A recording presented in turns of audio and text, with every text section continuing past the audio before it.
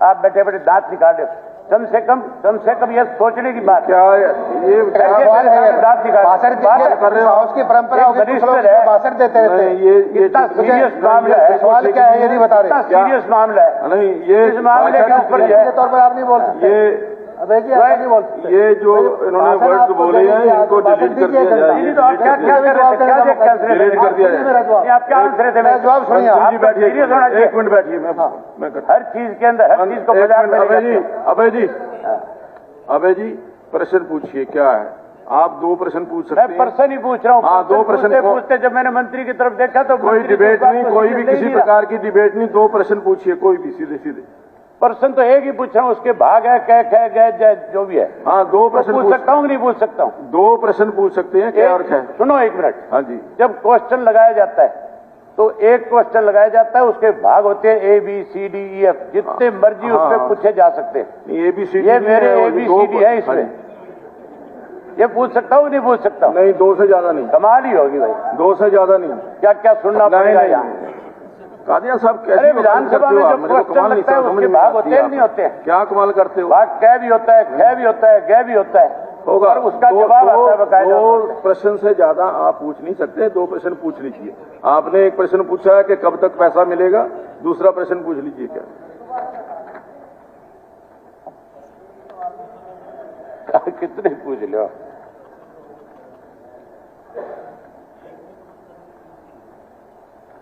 सवाल पूछ लो चाहे 10।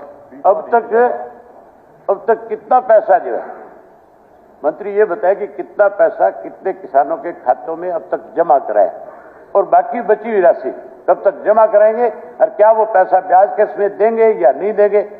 और ये जो इन्होंने कहा है कि धरना खत्म हो गया, उसके बारे में भी अपना स्पष्टीकरण दें।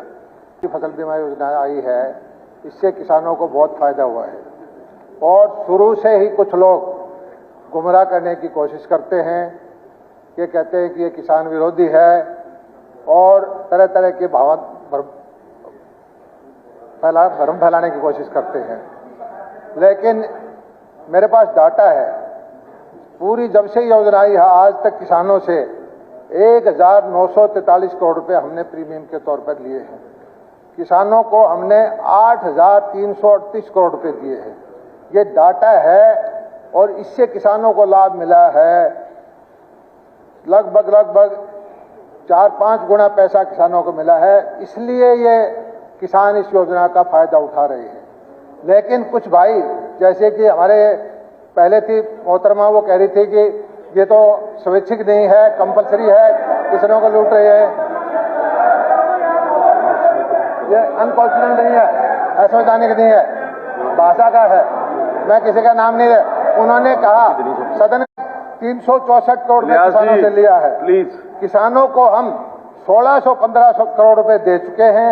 623 करोड़ रुपए का फैसला हो चुका है, और रबी की जो अगली फसल है उसका भी 121 करोड़ का क्लेम बढ़ा चुका है। 364 करोड़ रुपए के हिसाब के बदले में किसानों का 2358 करोड़ रुपए सरचार्ज लेके देकर रखा है।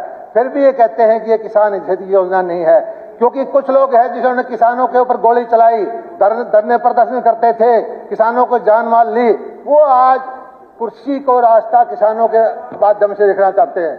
हम जो है, ये सही है कि कहीं कहीं लोग किसी न किसी रूप में अपनी मांग करने के लिए बैठते हैं, लेकिन जब इसकी जानकारी मिली किसानों को कि 623 करोड़ रुपए हमने वहां मंजूर करा दिए, किसान खंबे से उतर गए। ये जरूर है कि और किसी बद्दे पे वो बैठे हों। दूसरी एक चीज और बताना चाहता हूं मैं, कि जब हमारी सरकार जब से आई है, किसानों के हित में बहुत सारे फैसले लिए हैं। प्रधानमंत्री सम्मान निधि के 4000 करोड़ रुपए दिए हैं, बाजार भावांतर के पैसे दिए हैं, जमीन की सेम दूर करने के लिए हमने योजना बनाई है, सबसे बड़ी मंडी गन्नौर में हम बना रहे हैं, माइक्रो इरिगेशन के तरफ 85% पैसा दे रहे हैं। डीबीटी के माध्यम से हमने किसानों को फैसला दिया है, और उस पर भी इन लोगों ने इन्होंने कहा कि किसान को पैसा ना दो, पैसा बिचौलियों को दो। जो लोग किसान